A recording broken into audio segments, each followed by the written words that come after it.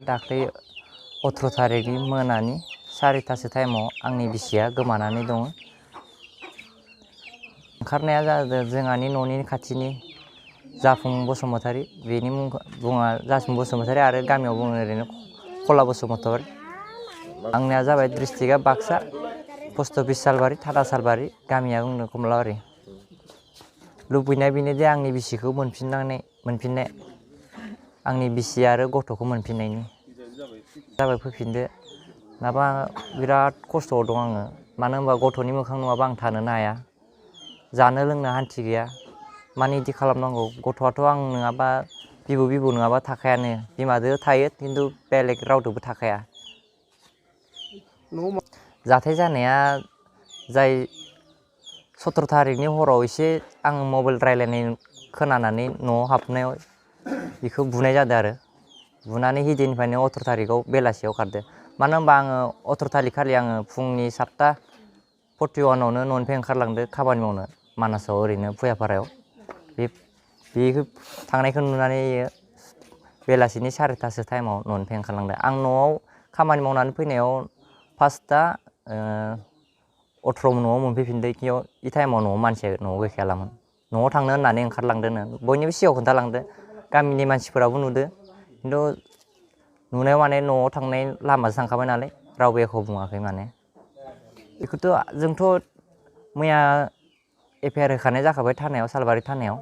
बेखौथ' इसोरो हमखागोन ओरैनोबाबो। आंथ' आरो इनिफ्राय बांसिन गेदेर राहा लागोन माने, आंनि बिसि आरो गथ'खौ मोनफिनाबा। नायाथ' बियो बिनि खुरमानि न'आव लांदोंमोन, खिन्थु इसोरो खारखुमानो हानाय जादों आरो।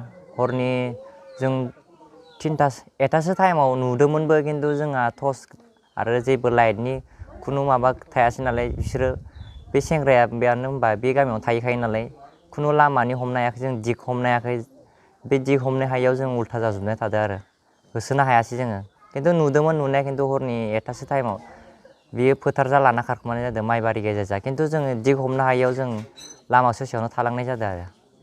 रायजोफोरनिफ्राय खावलायहरनाया बेनोदि आंनि बिसि आरो गथ'खौ मोनफिननायनि, रायजोफोरा जाय एबावबाफोर नुसनबायोबा आंनि बिसि आरो गथ'खौ हमनानै दोन, आरो जायबा हौवा बेखौ हमनानै दोन। नङाबा पुलिसनो खबर हर, खबर हरना नङाबा आंनि कन्टेक्ट नाम्बाराव फन खालामबानो जाबाय। आंनि कन्टेक्ट नाम्बारा जाबाय 9101280573। खला नोङो, आं नोंखौ बेखौनो बुंनो खावलायो जे नोङो बिहामजोखौ आरो नानि फिसाखौ जेरावखि लाना थायाथों मानो नोङो थाबैनो जोंनो गथायनानै होफैनांगौ। नोंसोर सानबैसेखौ नोंसोरो बेफोरबायदि थाखोमा लाखोमा सानबैसेखौ जागोन दे नोंसोरो बेफोरबायदि मालाय रायजोआव सानबैसेखौ जाहैगोन? नोंसोरनि बैसोआबोथ' बिदि थाबाय थायाना।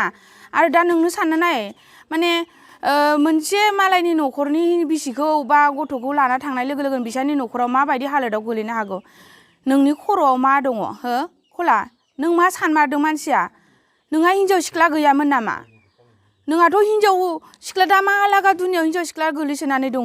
नोंसोरथ' बेखौनो नोङो माने टारगेट लानो हायोमोन ना। नों मालायनि हिनजावखौ मानो टारगेट लानांगौ जाखो?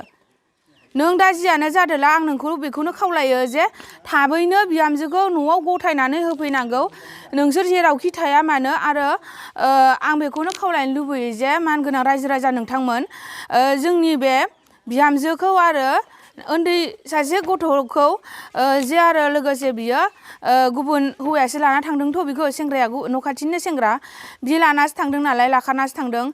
बिखौ जोङो प्रजन्त नागिरजोब्बायबो जोङो माने मोनाखै। बिदिनो जोङो जिथिया लाना खारदों गबरधना दुम्ब्रुगुरि गामियाव दं होनना खोनानानै जों बेयाव थांनायावबो जोङो माने जों मोनहैनायनि 1 घन्टासो सिगाङाव सैमा सोंदों जाहैबाय। बे सैमा सोंनायखौ खोनानानै बिसोरो न'खरनि मानसिया मोनथिस्लाबै बिसोर खारखुमा लांनानै बिसोरनि जि जोम गाननाय जोमनायखौल' जोङो मोनबोदों। ओमफ्राय जोङो बिदिनो माखासे खाथि खालानि मानसिफोरनोबो जों खोन्थाहरदोंमोन, जों सिनायनायफोरनो, खिन्थु जोंनो दासिमबो रावबो खोन्थाहरनो रोङाखै।